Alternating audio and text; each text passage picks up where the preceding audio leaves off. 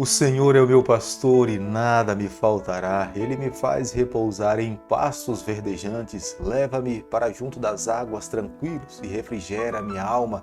Querido amigo, muito bom dia. Que a graça e a paz do nosso Deus nessa manhã alcance a tua vida e o teu coração. Que nós possamos a cada dia sermos pastoreados pelo nosso Supremo Pastor. Diante das lutas, dificuldades, problemas que eu e você possamos enfrentar no decorrer da nossa vida, nós precisamos nos assegurar, ter a certeza que temos um Supremo Pastor que está ao nosso lado, que supre as nossas necessidades, nos leva às águas tranquilas, nos traz o conforto e o bálsamo para a nossa alma.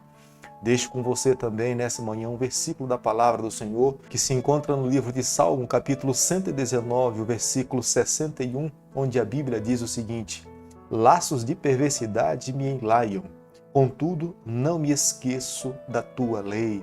Por mais que nós possamos ser atordoados pelos males desse mundo, o nosso coração precisa ser exclusivamente do Senhor.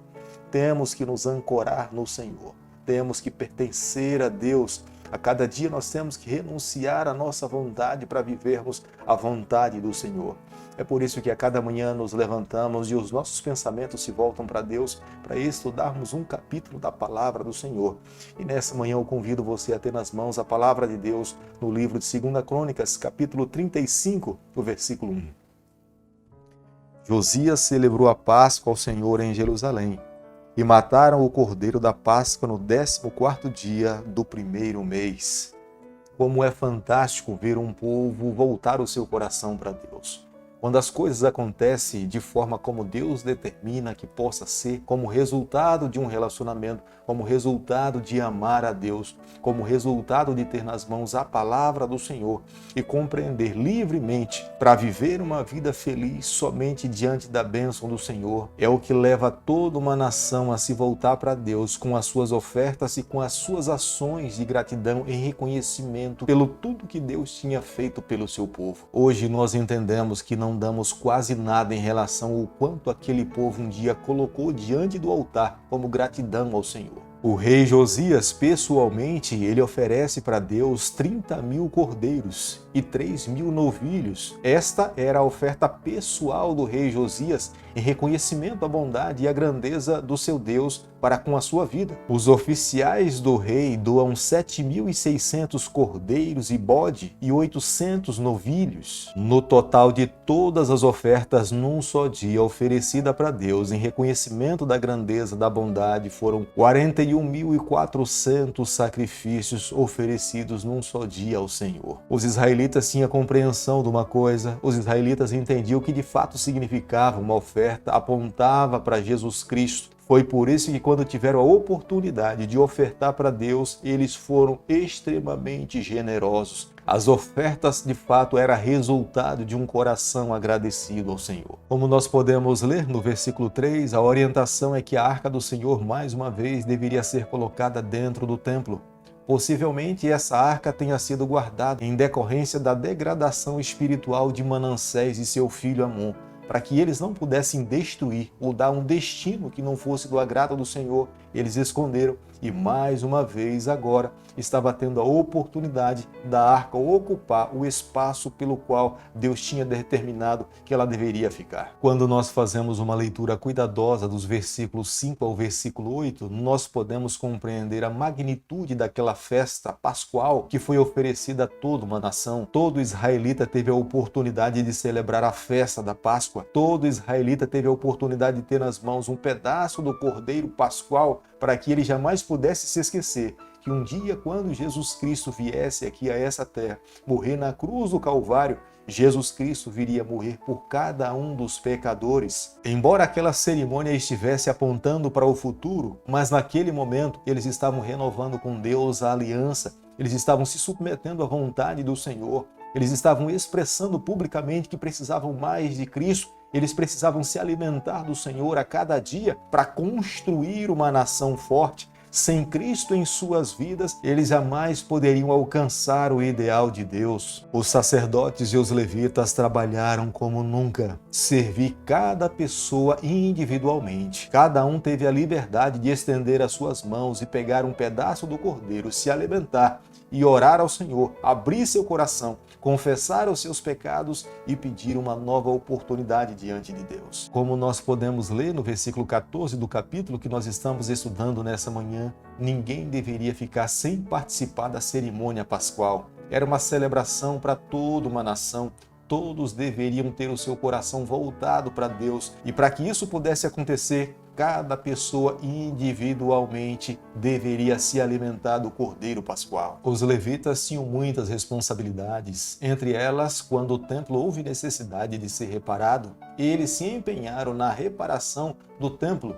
Mas agora, no momento em que o templo estava completamente formado, eles deveriam ocupar as suas devidas funções. Muitos eram cantores e nesse momento de celebração, eles agora deveriam desempenhar os seus dons, louvar a Deus, engrandecer o nome do Senhor e levar toda uma nação a render louvores a Deus. A música faz parte integrante na vida de todo adorador. Não temos como ser adorador e tirarmos a música da adoração. A música abre o nosso coração a entendermos a vontade de Deus. A música pode, em algum momento, tocar o nosso coração que a palavra pregada não conseguiu alcançar. Por isso que, quando nós adoramos a Deus, a música é essencial no processo da adoração. A festa dos pães asmos era uma festa que era celebrada logo após a festa da Páscoa. Um dia depois que a festa da Páscoa tinha sido terminada, se iniciava a festa dos pães asmos. A festa dos pães asmos trazia a lembrança de todo israelita o período que eles tinham vivido no cativeiro do Egito e às pressas tiveram que fazer pães para que pudessem ser mantidos alimentados pelo período do deserto. Essa mensagem jamais deveria ser tirada do coração de todo israelita e com mão poderosa Deus os libertou da escravidão e os concedeu liberdade para viver uma vida livre. Segundo Crônicas, capítulo 35, versículo 20, a Bíblia diz o seguinte: Depois de tudo isso, havendo Josias já restaurado o templo, subiu Neco, rei do Egito, para guerrear contra Carquemes, junto ao Eufrates. Josias saiu de encontro a ele. Carquemes é uma cidade importante da antiguidade, localizada ao ocidente do rio Eufrates da atual Turquia. Este evento aconteceu no ano 609 a.C.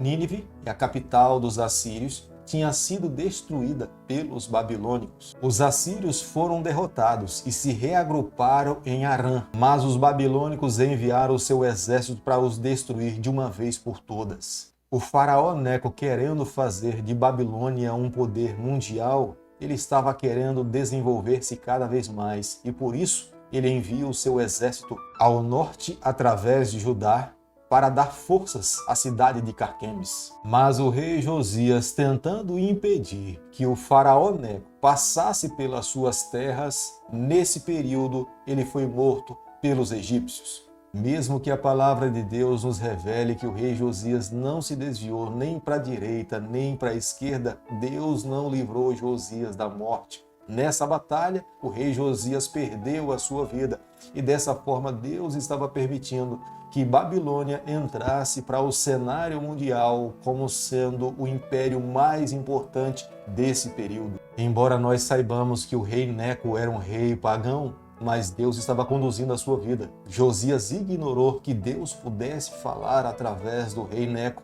E pelo fato de ignorar os propósitos de Deus, Deus não pôde poupar a vida do rei Josias. Ninguém pode impedir os propósitos do Senhor. Nós não podemos sondar o que passa no coração do nosso Deus. Ele conduz a história. O que nos cabe fazer é nos submeter à vontade do nosso Criador e permitir que Ele conduza a nossa vida.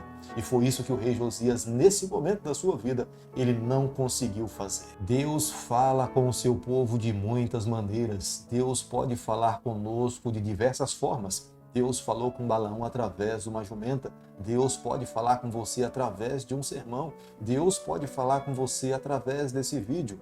Mas Josias menosprezou a palavra do Senhor. Josias poderia, pelo menos no momento de dúvida, consultar a Deus. O profeta Jeremias estava ao seu lado para lhe assessorar, Se ele tivesse tido dúvidas que Deus estava falando através de Neco, ele poderia ter recorrido a Jeremias, ter consultado ao Senhor e Deus teria lhe respondido.